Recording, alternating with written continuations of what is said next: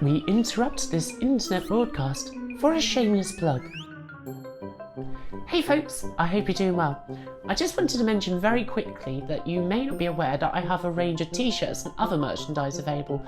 Now, I'm not going to be making any new pixel art designs for a while, but I do have some brand new Amiga 1200 pixel art t-shirt designs, as well as these rather fetching ones of the Amiga 600 here. I have other systems, including the Amiga 500 and some of your favourite consoles. I'll even throw in an upside down version with every purchase. Now, you can't say fairer than that. Anyway, if you're interested, check out the video description. If not, no bother. Enjoy the video.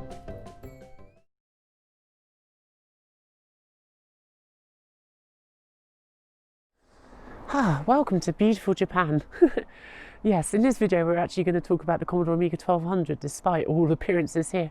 But since I live in Japan, I might as well record it in some of its beautiful locations. In this video I've had some amazing contributions from viewers of the channel who are going to share their machines, talk about why they love them, as well as some words from myself. Why the Commodore Amiga 1200 is the very best computer that I've ever owned, one sort or another, in 30 years of having a computer. So I hope you enjoyed this video. This behind me here, by the way, is the Sen in Togue. Absolutely stunning, isn't it?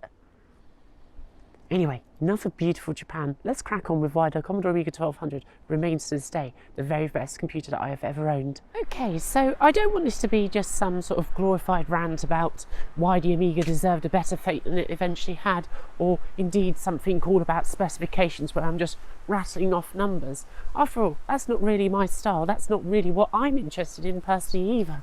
So what I want to do is show you why the Amiga remains such a viable option for me through the 1200 to allow me to carry on computing with it way up until the year 2000. I just want to very quickly mention that this is going to be the last purely Amiga specific video that I put on this channel, at least for the time being.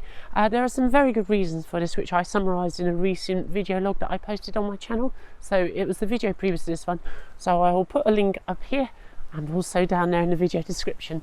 So do check that out if you're interested. The Amiga is still going to feature on this channel because obviously it's fundamental to my pixel art, as you're going to hear in this video. And obviously the gaming content is going to move as well, more into the secondary channel. Again, as I say, there are some very good reasons which you can go and have a look at that video log update to find out why. But anyway, enough about that. All about the Amiga 1200. The Amiga 1200 was released in late 1992, following up the Amiga 600, which had only been released around about 6 to 8 months before. In the marketplace, it was pretty much the last of its type, the type of all-in-one computer that you could have the keyboard and the main part of the computer all built into one unit that you could plug into potentially your home television. It was the last sort of real marketplace success in that segment, and nothing has really come since then that has nearly come anywhere close to what the Amiga 1200 and indeed the 500 before it did. In the wider marketplace, the PC was growing ever more dominant and so forth, and the Macintosh was bobbing along still. But in the price segment, there was nothing to compete with it. The STE line was very much on the wane, even though like the STE was a fairly decent upgrade for that system. It never really found the success that perhaps the machine required to obviously make it a success. The Amiga 1200's nearest competitor potentially, particularly in the UK, would have been the Acorn A3010. A powerful machine, no doubt about it, and arguably in many ways more powerful than the 1200. But market-wise, it couldn't compete with the 1200 at all, and in fact was more expensive. On launch, the Amiga 1200 was £399, which was a little bit more expensive than perhaps the 600 had dropped to, but by 1994, that had dropped to a measly £249. Unfortunately, when it was relaunched after Commodore's bankruptcy, it went back on the marketplace for £399 without a hard disk. Now, obviously, those were the dying days of the Amiga by then, but 1996 was the year that I actually got my first Amiga 1200. Whilst the Amiga 1200 would never re-establish the Amiga's dominance as a gaming platform in the way that perhaps the Amiga 500 had done before it, it certainly put up a reasonable option for people who wanted higher quality games, the likes that you might see on your Super Nintendo or Mega Drive, at least in the terms of colour anyway, if not gameplay.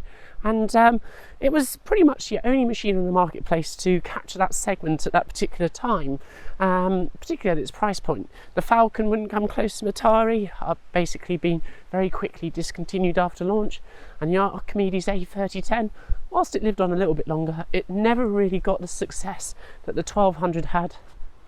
In late 1996, I was able to actually get my own Amiga 1200, as I mentioned. Now, I had been saving up for quite some time to upgrade from my Amiga 600, which I was using as my main machine at the time, and eventually I'd saved up enough money for my paper rounds.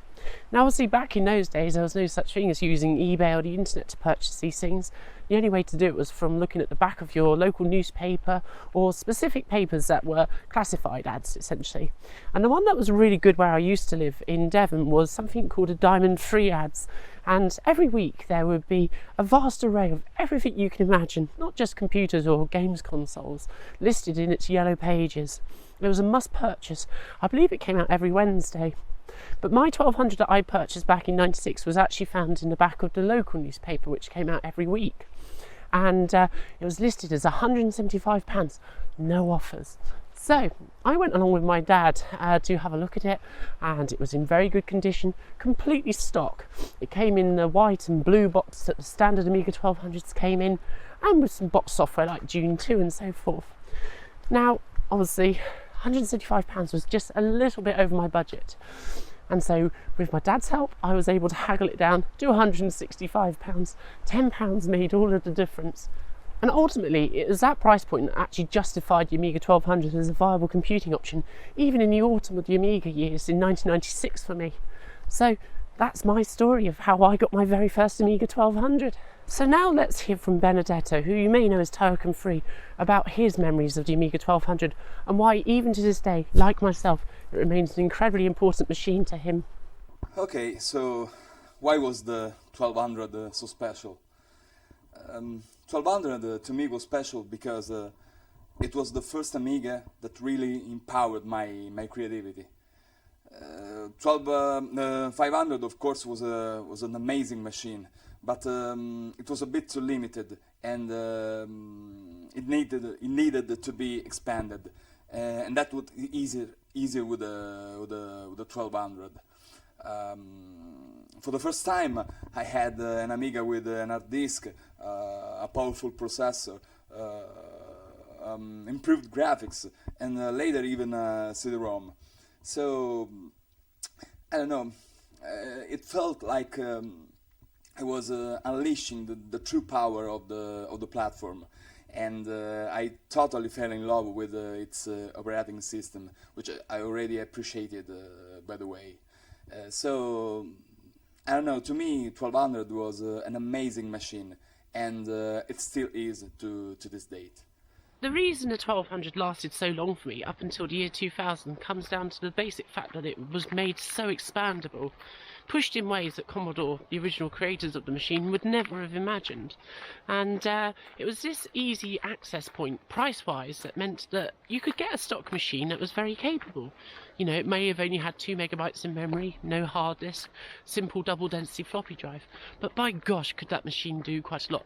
You could do what you see is what you get, word processing on it, I could do my pixel art, I could do coding, and you could play some pretty decent games on it.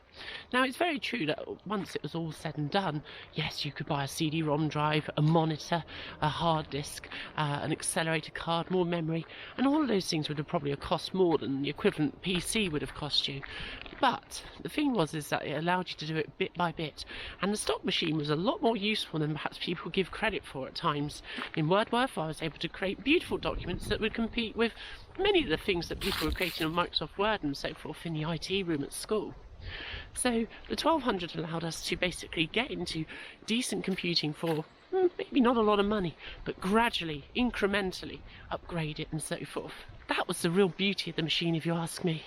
The other aspect that made the 1200 a very viable machine is that whilst AGA wasn't the fastest thing going, it was an Amiga that actually could support 250 coloured screens in basically any resolution. That made a big difference to design work, for example. Now, by 1998, I'd actually managed to, quite handily upgrade my machine.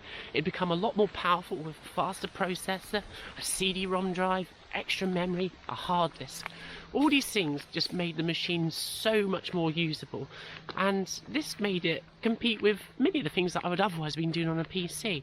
Sure, the application software may have been not quite as powerful in some respects, or as compatible with the industry, but as basically like a 15-year-old at the time, that didn't really matter a jot to me, because I didn't really need to be creating Quark files or Photoshop files at that particular point in time. Some Amiga owners still have very nice upgraded 1200 machines, so let's hear from some of them. First up is Rich D. May. Let's hear about his enhancements to his 1200. Okay, so this is my Amiga 1200. It's not my original Amiga 1200, it's one I bought on eBay several years ago. My original one from the 90s is sadly long gone, but since I got this I've been upgrading it gradually over the years. It was in really good condition when I got it, although the keys had yellowed, so this is actually an original case, but the keyboard is new old stock from Amiga Kit, which as you can see is still very white and pristine. So yeah, looking good after all these years. I'm just going to open her up and see some of the upgrades we've made inside. So if I move the keyboard out of the way, you can see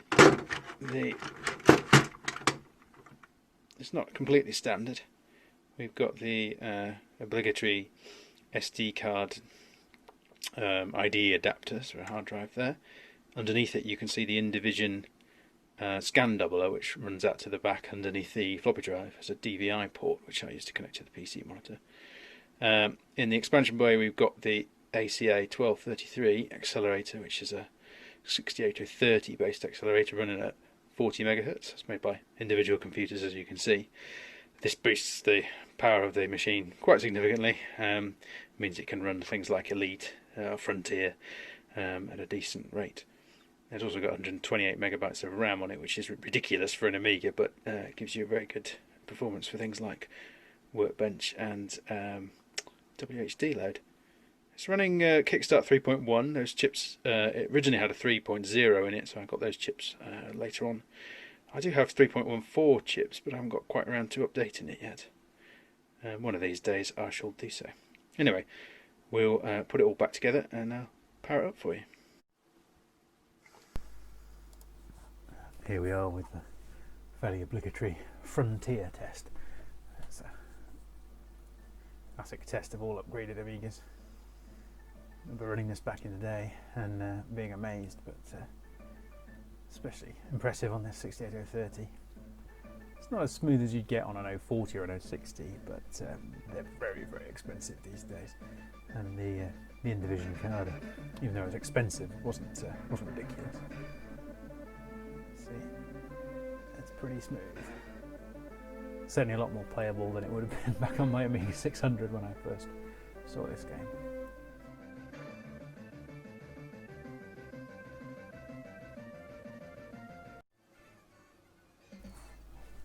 One of the things I like to play is Wing Commander. This is the CD32 version, which is kind of the best of both worlds. It works on the 1200 thanks to the WHD load, but you get the 256 colour graphics of the original PC version, the CD32 version. But with the Amiga sound, Amiga music, which in my opinion is vastly better than the equivalent from the PC. MIDI music always sounds bad to my ears, no matter what I've tried to set up on PCs these days. So it's nice to have the best of both worlds. It's pleasantly smooth on the 68030, so I'd say this is probably the best version you can get. Every Amiga needs a joystick, and this is my favourite, the Power Play Cruiser in the best colours, particularly beautiful 90s pastels there. Use that for all sorts of things.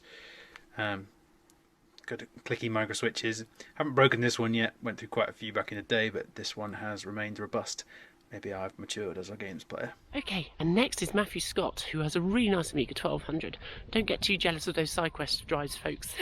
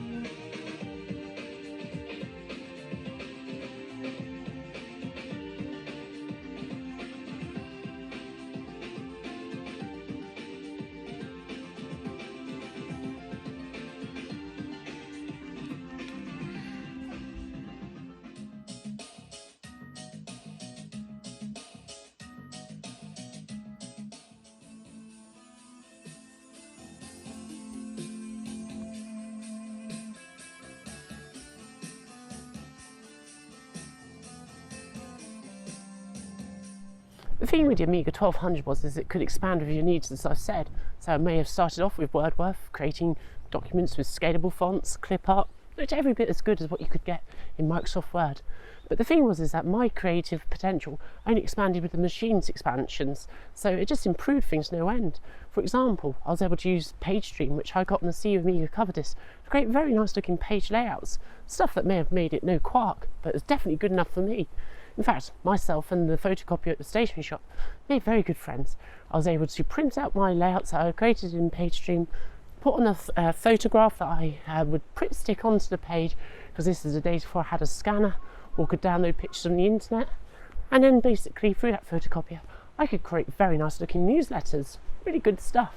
And the Amiga's software only became more professional and more usable in the modern world as time went on. For example, Draw Studio allowed me to create beautiful vector artwork and so forth that never once did I think to myself, I really wish I had Alder's freehand. And from that I was able to export PostScript files and use them in a wide variety of systems. So really, the Amiga 1200 was just so versatile, and for a system that originally cost me only £165, it's pretty good going. So now let's take a look at another one of the submitted videos. This one's from Anthony Jarvis. I think you're really going to enjoy this one. He has a really nicely set up Amiga 1200, and some of the work that he produces on it even today is just absolutely incredible. So check this one out. So this is my 1200 setup. It's not my original 1200, it's one that I bought a few years ago from some guy on eBay, and it's in pretty good shape. It's got an 8 gig internal CF card and an accelerator from Individual Computing, which is a 40 megahertz 030 without an FPU, as you'll see shortly. I also have a MIDI interface connected currently, and I've been playing around with that. So as you can see, it's a little bit vanilla. I have this applications drawer with different looking icons. I'm sorry, once upon a time I think I was probably quite obsessed about that sort of thing, but now I kind of tend to let it go. So here's something that I put it together in Lightwave. You might recognise it. I've actually got the dimensions slightly wrong, but I can set that off rendering anyway, and you can see that it's pretty slow. In fact, this animation took about 18 hours to render, but it will fortunately load into Clarissa a good deal quicker than that, so I've just cut together a little sequence of me loading in these frames. Now while it's doing that, I can actually flick back to the desktop, and yeah, you can see it's still rendering, which is good. Let's open up Music X. Now I have a Sound Canvas 88 connected to my 1200, and I put together a little ditty here that I've started to work on. Nothing particularly impressive. Kind of a little bit of a Stranger Things vibe, I suspect. Anyway, what's amazing is it can play that back in time, still render on Lightwave, and we can play back on Clarissa, like this. All happening all at the same time, which I think is amazing. Anyway, thanks for watching.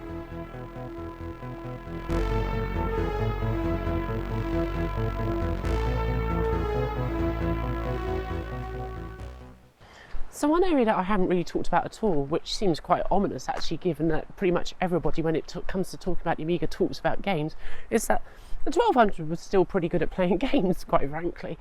Yes, we never really got all of those AGA exclusives that perhaps we were promised, but we still got some very good exclusives for the system, and it could certainly hold its own in some respects. For example, we got a really good port of Aladdin. May not have been quite as good as a Mega Drive version, but it was pretty close. And we also had some really unique system exclusives, like Banshee. I mean, that was just an awesome shooter. In fact, it's still one that I play quite regularly to this day. And ultimately, by 1993, yes, Doom had come along, and of course had made all the difference to the gaming landscape. And of course the 5th generation consoles were literally on the doorstep. Things like the 3DO, released in 1993, followed up in 1994, at least in Japan, with the release of the Sega Saturn and the Sony PlayStation. So there's no way that the 1200 was really going to compete against those systems. However, it's still a pretty decent system, and when you factor in the fact that it could play the vast majority of the Amiga's back catalogue, which include many decent games like the Port of Rainbow Islands, which I talked about recently, and also we had games such as like Populous 2, and games that are more suited to the Amiga, such as The Settlers, you had Dune 2, and many other games that just really were much more suited to that mouse-driven system. Now, one area where the Amiga 1200 really couldn't keep up with was games like Doom and then eventually Quake and so forth, all those 3D games that basically became the major gaming sort of panacea, shall we say, by the mid-90s. It's true that in the later in the Amiga's life you could expand it as I did, and it could play a very decent game of Doom, but of course obviously for the prices that were involved in playing these games like Quake and Wipeout 2097 that actually got official Amiga ports, it was much more cheaper to basically buy yourself a Sony PlayStation, and made a heck of a lot more sense if you ask me. But it still showed the Amiga was in fact actually a very decent personal computer system. It wasn't just the Amiga 500, there was much more to the Amiga as a system than just one machine. Okay, now let's look at one of my viewers' videos that has been sent in. This one's from Keith Elkin, you may know him as Drad, and basically he's going to tell us all about his Amiga 1200 system. Hello, this is my Amiga A1200, purchased used in vanilla state, unmodified, and since then I've modified it quite a bit to get it up to the state that I had an Amiga back in the 90s. My Amiga back then ran Magic Workbench, as I've got running on this machine currently. I've added extra memory and the like to this. The Amiga is a special machine to me because at the time it just did everything I wanted it to do. It was uncomplicated, unfussy, and gave me a lot of fun playing games and programming on it. This particular machine, I've got a compact flash hard drive, Gotek drive, and an extra 8 meg of RAM. Using the machine mostly for playing games, my favourite being Bard's Tale at the moment, and also now and again a little bit of arcade action with Speedball 2. Thank you for watching, hope you've enjoyed this. By 1998 I needed to actually use some software that was a bit more mainstream, like Photoshop and Freehand, which I've mentioned, but also things like Quark Express, and also have a degree of compatibility unfortunately with things like Microsoft Office. The good thing about the Amiga 1200 was that at its heart it still used the same processor as some of the older Macintoshes used to use, the 68000 series, which meant that actually emulating the Macintosh and the Amiga was a very viable solution. In fact, many of us did it. Because of this, it meant that virtually it ran at the same speed as the Macintosh. The only downside was the speed of the graphics was just a little bit slower than you would expect, but that was more down to AGA than anything. If you had a graphics card, it solved that problem. And indeed, I was able to use Quark Express, old as Freehand, many applications that were industry standards directly on my Amiga 1200, and they all flew along just as well as using the real Macintosh. That was the beauty of the system. It was just so versatile like that.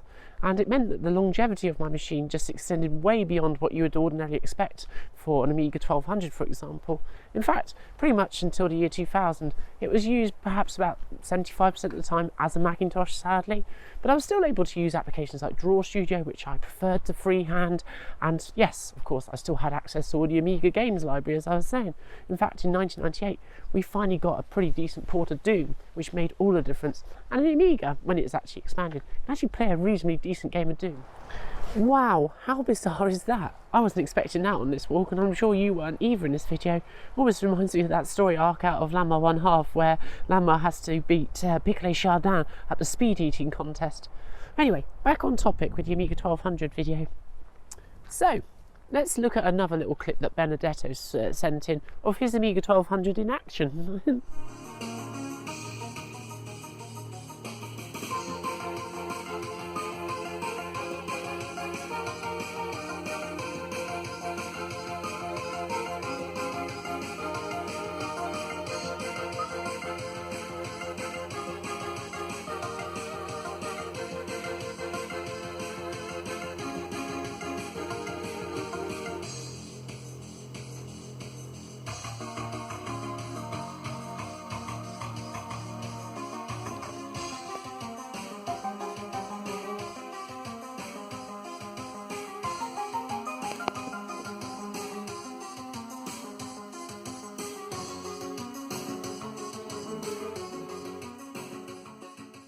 So, some of you may be thinking, well, why isn't this a system like the Amiga 4000 or perhaps the Amiga 3000, both of which I had for varying lengths of time in my later Amiga days, my favourite computer system of all time. And there's no doubt that they're both very capable systems.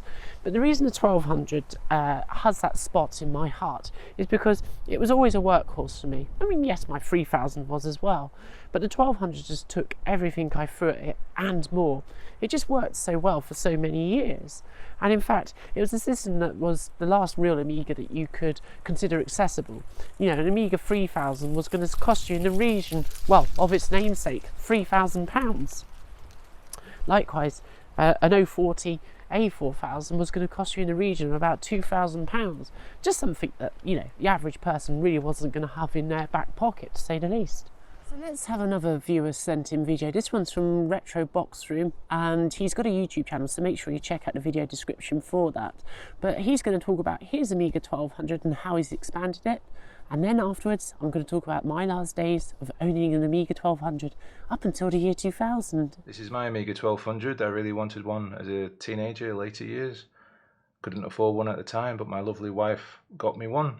And over the years, I've updated it. So let's have a look. And I've noticed the lights are a little bit different as it boots up. Let's play around with that. I've changed that over. This might be a hint for some people. Let's have a look inside. Well, as you can see, inside I've done a few things. GoTech. I've got a hard PCB for the keyboard. And then for the wonderful stuff, we've got a 240GB MSATA, USB wireless adapter for external keyboard and mouse, and of course the Vampire 1200, and I've done the HDMI mod as well. Let's have a look on what it can do.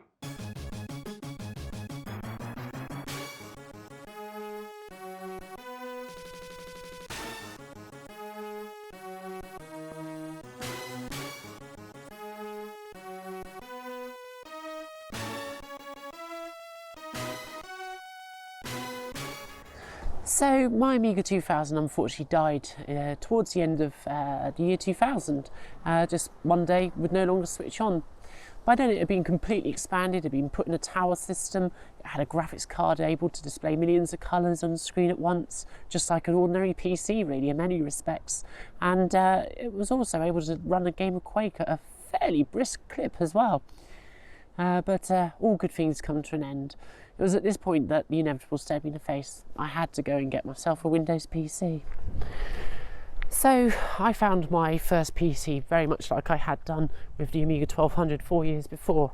In the back of the local newspaper there was an advert for somebody who presumably picked up old office PCs when their life had been expired, and I purchased a very ordinary, very average Compact Desk Pro Pentium 233, and yeah, it served me okay, but it was never the Amiga 1200.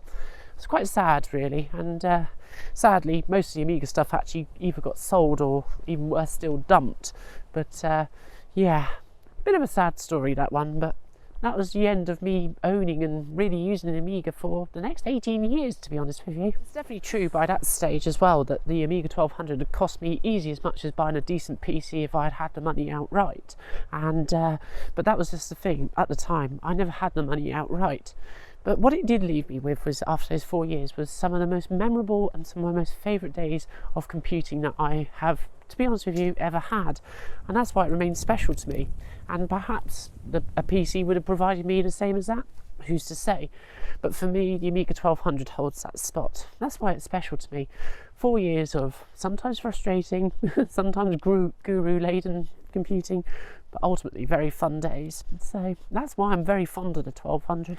I certainly enjoyed using the Amiga in the autumn of its years, shall we say. And yes, there were many things that Commodore could have done to slightly improve the machine, or in fact enhance its prospects in the marketplace. You know, even something as simple as adding 512k of fast RAM to the motherboard could have actually doubled the speed of the machine just at a stroke, and for not a great deal of cost. But what we're left with is what remains, and that is the legacy of what was a really good system. So it's definitely true that the Amiga's fate was sealed long before the 1200 was probably even launched, to be honest with you. But I'm very much looking forward to hearing what this generation that's growing up now will say about their smartphones, tablets and other systems they may have. Ultimately, this is something that's just only going to continue to evolve. But at least this is a representation of something from our generation of sorts. None of this should distract from the fact that the Amiga 1200 was just such a brilliant system. It was almost like it didn't limit my creative potential at all, really, to be honest with you. It was like I was able to explore what was in my creative imagination and express it through its lens, really. 2 years ago I actually picked up another Amiga 1200 after, well, 18 years of not actually having one, and whilst it was a little bit expensive, I was able to pick up a perfectly mint example, one of which I'm actually looking forward to returning back to one day to the UK to using. But last year I was able to create a full-blown manga panel using just the Amiga 1200. It was really quite impressive what a machine with only modest expansions could do. So for example, using the basic individual computer's 020 accelerator it had in it, it really did work so well in applications like Draw Studio, TypeScript and many others. It really just goes to show that even after all these years, it remains an impressive system to me. But I don't want to get hung up on specifications, because ultimately there is much more to a system than just looking at specifications, really. And that's what this video is about. It's about the heart and soul of this machine that so profoundly helped me explore my creativity. It basically came into my life at the right time, essentially, allowing to explore new ideas that I couldn't even potentially dream of beforehand. That was how great a system it was to me, and I'm sure many of you will also agree with that. It's also certainly very impressive that in 2019, creating that manga panel, I was able to bring it over onto my relatively modern day Macintosh, with EPS files and the likes of that, and print them off using a modern printer and so forth. Quite profoundly amazing, really, in many ways. But I guess we need to wrap up. I think the thing is that the Amiga was ultimately a very creative machine for me. It allowed me to take the artwork that I was creating on paper and then express that digitally in various ways. And yes, you could play amazing games on them as well. So I guess whilst I may not have my Amiga 1200 here in Japan, which of course is a bit sad, I don't actually have any of my Amigas here in Japan, but in many ways the spirit of the Amiga 1200 lives on in perhaps myself, really, in the way that it shaped my art and what I do today. Without it, I don't know where I'd be. I'd probably still be roughly in the same place. I wouldn't have changed, but it certainly enabled me to explore myself, and I feel a bit of its can-do spirit does live on in me. So I think it's time to wrap this video up. First of all, I just really want to say a massive thank you to the contributors who shared their stories about their Amiga 1200s, and I really enjoyed seeing them, and I hope you have as well.